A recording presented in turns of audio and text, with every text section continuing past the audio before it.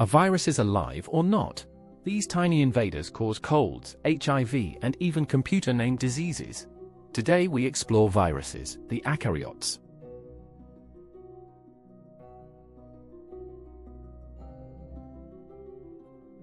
A virus is a non-cellular particle made of genetic material inside a protein coat.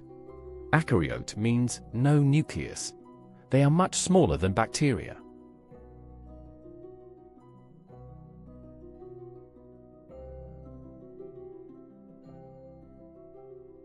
Viruses share key features. They are obligate parasites needing a host cell to reproduce. They contain either DNA or RNA, never both, surrounded by a protein capsid.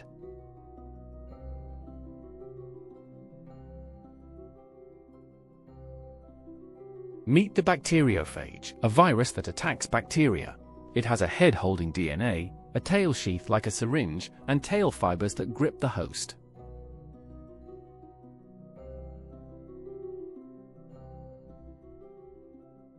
In the lytic cycle, the phage attaches, injects its DNA, and hijacks the bacterium.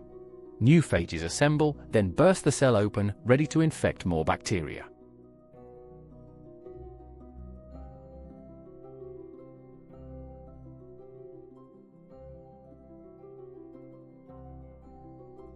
Now meet HIV, a retrovirus. It has a lipid envelope with GP120 spikes, a cone-shaped capsid, 2 RNA strands, and the enzyme reverse transcriptase.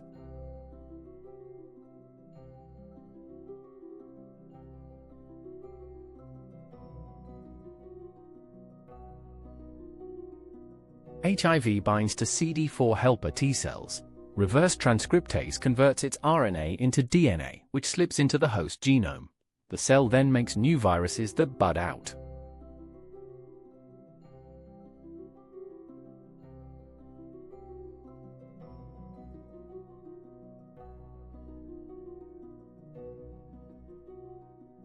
Compare them carefully. Phage DNA stays as DNA, but HIV reverses the flow, turning RNA into DNA. This backward step gives retroviruses their name.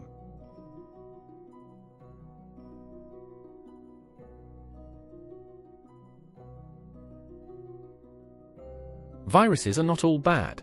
They are used in vaccines, gene therapy, and they control bacterial populations in nature. They also drive evolution by transferring genes.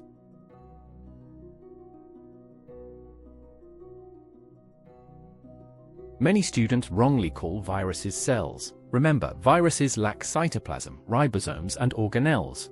They cannot reproduce alone, so some scientists say they are not truly alive.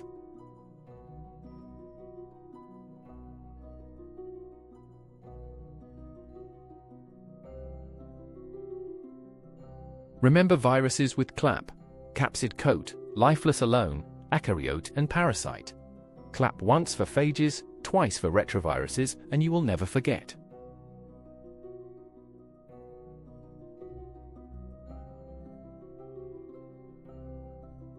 Subscribe to Ovasaabi for more biology lessons. Visit ovasaabi.com to master your GCE A-level syllabus.